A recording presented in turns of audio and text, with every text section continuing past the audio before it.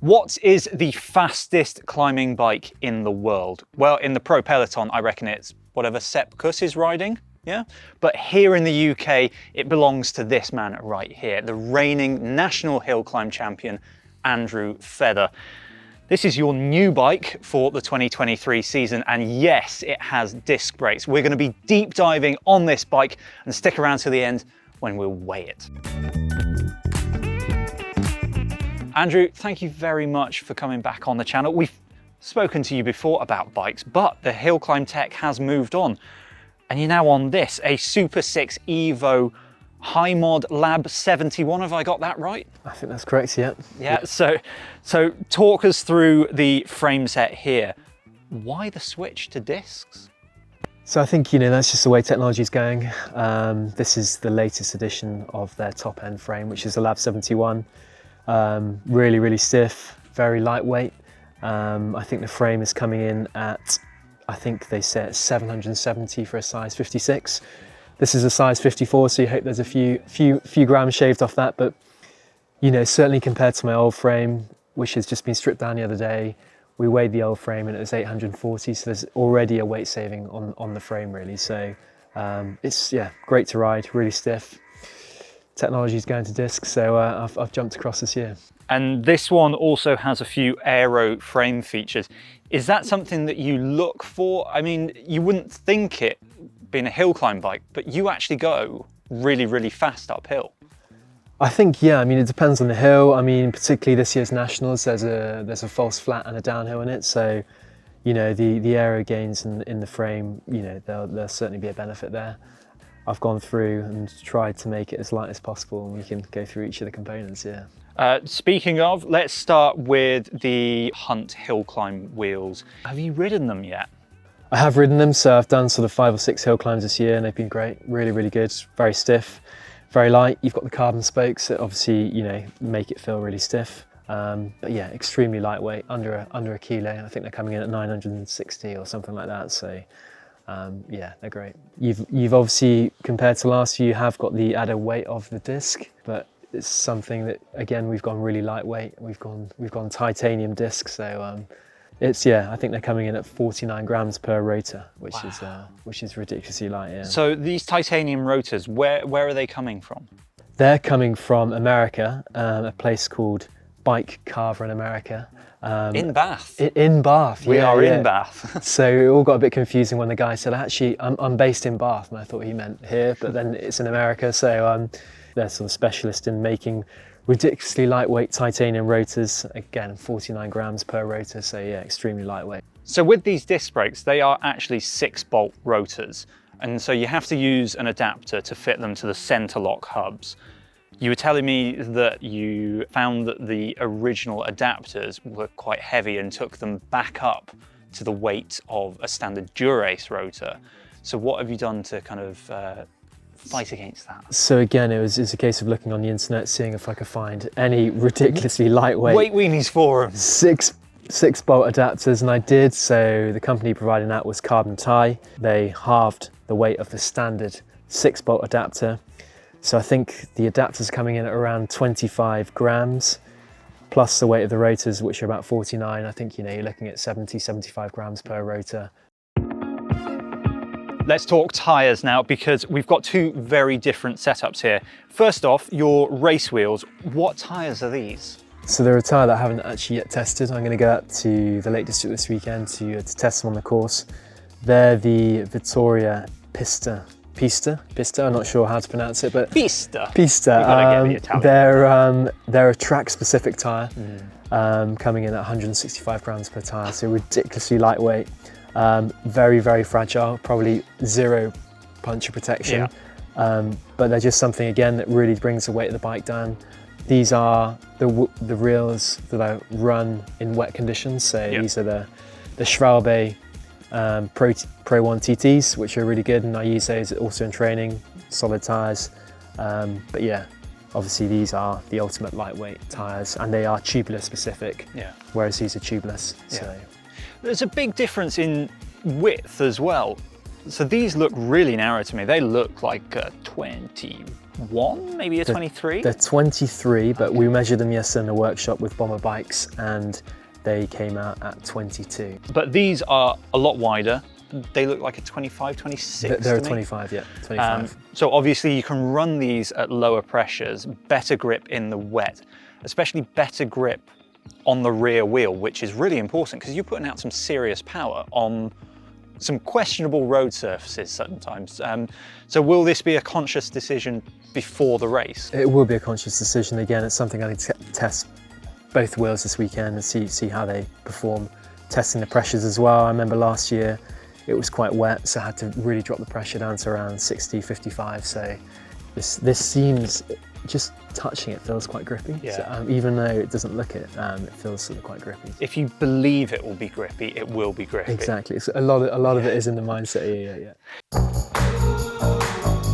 So down towards the bottom end of the bike now. You're running a 1x setup, but we were discussing the route of the struggle, which is the Nationals route, and it's a tricky one.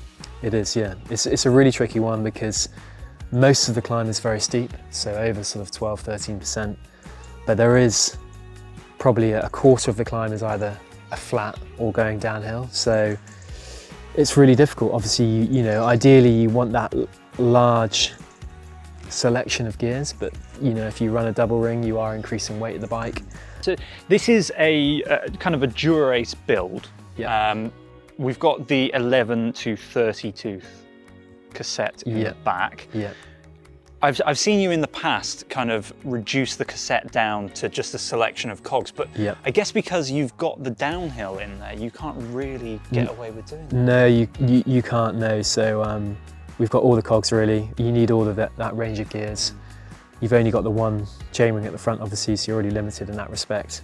So, you know, you're never going to get the perfect scenario. Either you go for more weight and you've got that large selection of gears, or you go for slightly less weight and, you know, you've got those sort of things that you need to think about in terms of gear ratios. I think the riskiest part of the bike, alongside the tyres, which are obviously very fragile, is the fact that I'm running a normal chainring. So I'm not running a narrow, wide chainring. So in previous years, I've run a rotor narrow wide chainring, but with the Dura-Ace 12 speed that I've switched across to this year, because of that, I'm having to run an ordinary chainring because there isn't yet a narrow chainring in the 4-bolt setup basically. So I have ridden it and it seems really secure, it seems really fine. But then there is, you know, you have got that risk. There's no clutch on the rear neck. You know, there's no chain catcher. There's no chain catcher, so it's, you know, it's a risk, but I think it's a risk, you know, I'm willing to take. Down here we've got what I presume is still the same rotor in-spider power meter that you've been running for a few seasons now? Yeah, I've still got the rotor in-spider power meter. Again, I'm always keen to have consistent power readings from year to year really, so. Are the cranks new? Because were you running the Aldo aluminium before? I was, yeah, so they're now the carbon cranks. So again bringing the weight down, very, very lightweight, very stiff as well. While we're still down at the drivetrain, I noticed you had a bottle of wax. So I take it you're waxing this chain? Yeah, I've got a Silka waxed chain, which has been really good. And it's the first time I've used a wax chain this year. Yeah, it's you can feel that. Yeah, it's really smooth. It's supposed to give me a few extra watts, which is good. Okay, moving forward, and this isn't something that you'll see too much these days. This is a real kind of anti-trend setup up top. We've got the Schmolke TLO carbon bars and the matching stem. I love this position because this is completely dialed to hill climbing and kind of no aero consideration given, because these are quite wide bars, but also your position is quite up. It is, yeah. Can you talk us through this setup? I like the white bars just because of the leverage. I'm predominantly riding the hill climbs out of the saddle, so it just gives you the extra leverages when you're out of the saddle. The upright position of the hoods, I just feel that when I'm out of the saddle, just having something to lean on, again, is more comfortable. And I know it's not aero, but it's a personal preference really, just in terms of being comfortable. And I've always ridden like that maybe it's, you know, maybe it's not a textbook, you know, position. You know, I like it. The Schmalke stuff is great.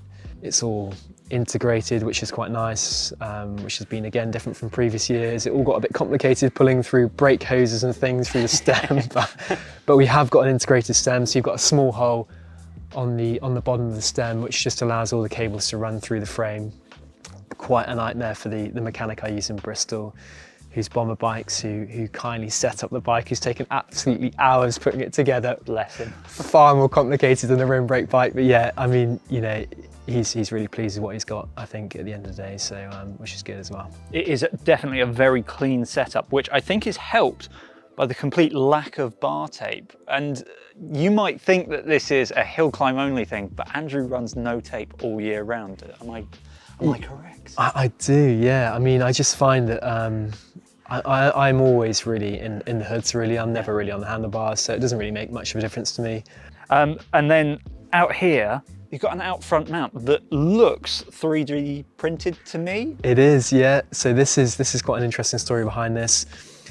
This is something I spotted on Instagram. This is a guy in Sweden under the name of Lucendai, who makes specialist 3D printed parts to bikes. He's really into his 3D printing. This is something he's done for me, which is specific to a Schmalke stem, and it works absolutely fantastically. It's light as well. I think it's about 14 grams, so yeah, it's pretty good.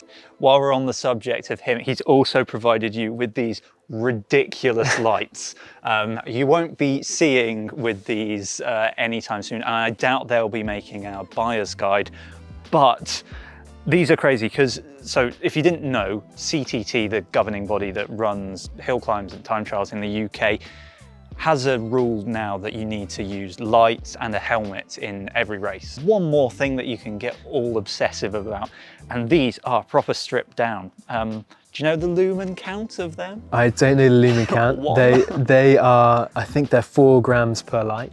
That's what matters. And again, they're 3D printed by Lucendai in Sweden. And they're just brilliant, yeah. So you just slot in a tiny little battery and they work. And rounding out the bike, Andrew, you've got, well, what looks like a very uncomfortable perch, or is this perfect for you? This is a Schmalke saddle, something I've used for years now. Really, really good. Extremely lightweight. I don't know, 60 odd grams, I think. Quite short as well. I think it's 245, which is, yeah, a very short saddle, but again, it's something you can really bring the weight forward kind of thing. I don't like saddles that are really long where you kind of feel that you can't get over the cranks. Yeah. Right, well, there's only one thing left to do, and that is to weigh this thing. Moment of truth now. Moment of truth. Here we go. Very accurate scales. What's it reading? 5.66. Oh. 5.66, wow. Yeah, so that's an increase from last year, 250 grams. So for a disc brake bike compared to a rim brake bike, that's pretty good, I think. Not too bad to have the discs. That's amazing for a disc brake bike, yeah. So I didn't think we'd get it that low. So yeah, I'm pleased.